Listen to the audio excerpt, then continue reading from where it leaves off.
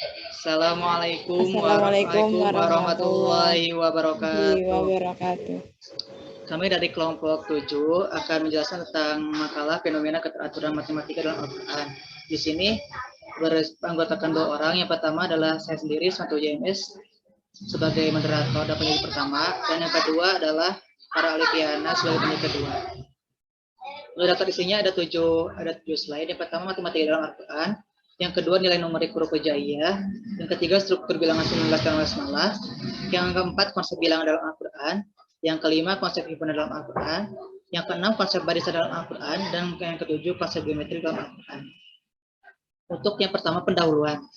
Untuk yang pendahuluan, yang pertama adalah Quran secara bahasa berasal dari kata qira'a.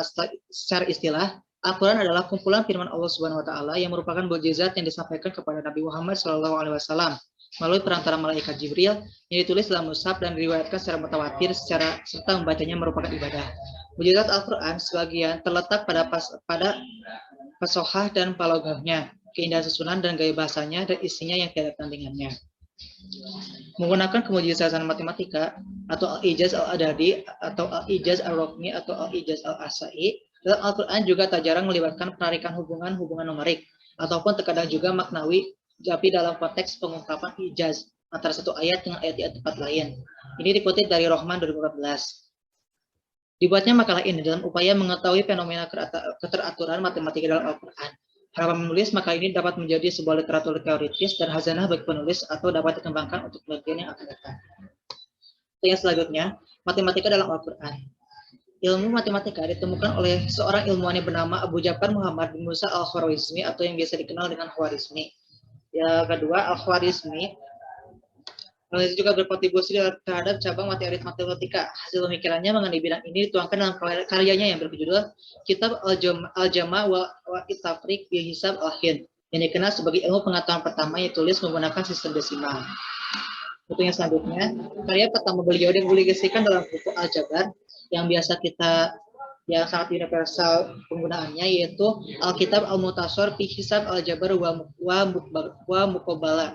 Buku tersebut merupakan buku pertama yang menjelaskan solusi sistematik dan linear dan notasi kuadrat. Dan yang selanjutnya, selain Al-Khwarizmi ada Al-Biruni. Jadi selain Al-Khwarizmi itu ternyata dalam matematika juga ada ilmuannya, yaitu Al-Biruni. Al-Biruni lebih banyak menyumbang di bidang matematika, filsafat, dan obat-obatan. Dan yang selanjutnya ada nilai numerik huruf hijaiyah. Bisa dilihat di slide ada foto, ada gambar tentang slide antara 1 sampai dari huruf alif sampai huruf jin. Bisa dilihat saja, nanti juga bisa dilihat di makalah. Bisa saya lihat sedikit. Dijelaskan terlebih dahulu mengenai nilai numerik atau numerical value huruf-huruf hijaiyah. Nilai numerik kadang juga disebut nilai geometrical atau geometrical value atau nilai geometrikos aritmos. Nilai numerik suatu huruf adalah bilangan yang dipasangkan pada huruf tersebut. Saat Al-Quran diturunkan 14 abad yang lalu, sistem penulisan bilangan yang dikenal sekarang belum ada. Sebagai gantinya, huruf-huruf digunakan sebagai lambang untuk bilangan. Ini dikutip dari Arik 2003 halaman 16. Untuk yang contoh-contohnya bisa dilihat di makalah yang sudah di-share sebelumnya. Itu yang selanjutnya, struktur bilangan 19 dalam basmalah. Di sini ada 5 struktur, yaitu dari 1 sampai struktur 5. Untuk struktur 1, banyak huruf hijaiyah pada basmalah adalah 19 huruf. Di sini bisa dilihat saja, ada 19 kali 19. Yang lebih lanjutnya bisa dilihat di makalah.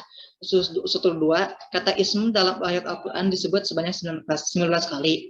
Itu struktur 3, kata bismillah dalam Al-Quran disebut sebanyak 3 kali, yaitu pada surat Al-Baqarah 1, ayat 11 ayat 41, dan surat 27 ayat 30. Untuk struktur 4, kata Allah dalam ayat Al-Quran disebut sebanyak 2698 kali. Dan untuk yang struktur terakhir, yang kelima, banyaknya basmalah dalam Al-Quran, baik yang menjadi permulaan surat maupun yang termasuk ayat dalam surat adalah 114. Untuk yang selanjutnya, konsep bilangan dalam Al-Quran.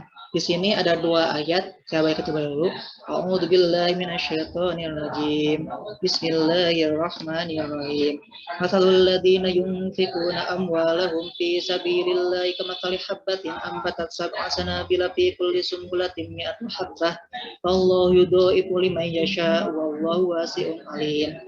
Di sini variasi ayat yang tersebut atau ayat 1 yang saya bacakan sebelumnya adalah yang matematika adalah berhubungan dengan kelipatan. Selanjutnya untuk ayat 2, walabithu fi kahfihim salatami'atin sinina wazdadu tis'a. Yaitu untuk ayat 2 ini terdapat operasi penjumlahan bilangan bulat.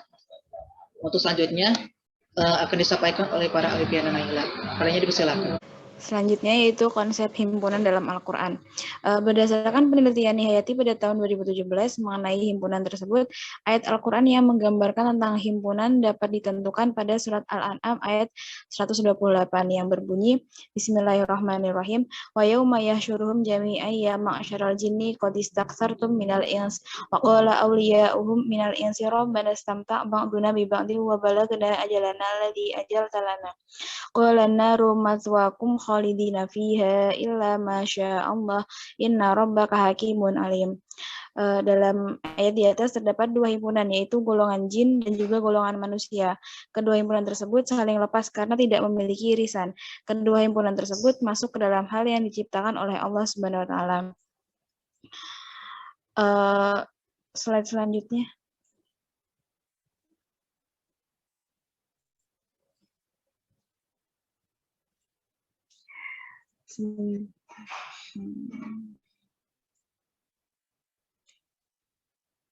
Selanjutnya itu konsep barisan dalam Al-Quran.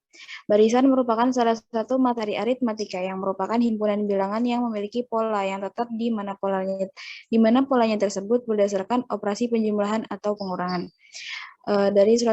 Dari ayat surat Al-Baqarah ayat 110 tersebut menyuruh kita untuk menunaikan sholat dalam Al-Quran. Kata sholat disebutkan sebanyak 51 kali. Berikut adalah surat Al-Baqarah. Bismillahirrahmanirrahim. Wa aqimus sholata wa atuz zakah. Wa ma tuqaddimu li anfusikum min khairin tajiduhu indallah. Innallaha bima ta'maluna basir.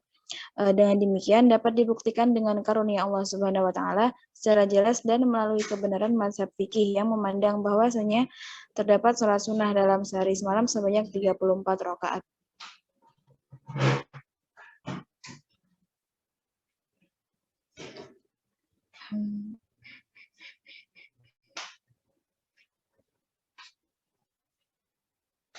Selanjutnya yaitu konsep geometri dalam Al-Quran. Dalam matematika ada ilmu geometri yang membahas tentang salah satu cabang matematika yang mempelajari bentuk, benda, dan juga karakteristiknya.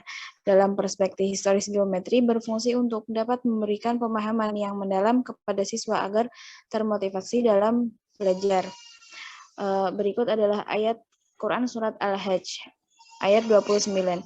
Bismillahirrahmanirrahim. Tsumma yaqdu tafa'ahum wal yu'fu udhurahum wal yatawafu bil baitil atiq.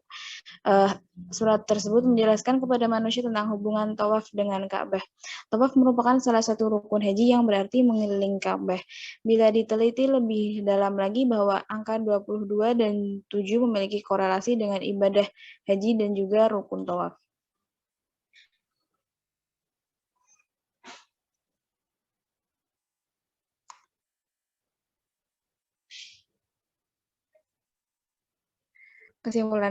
Kesimpulan dari presentasi kami kali ini yaitu matematika memiliki dua dunia, yaitu nyata dan juga goib. Maka matematika juga bersifat keduanya, yaitu setengah nyata dan juga setengah goib.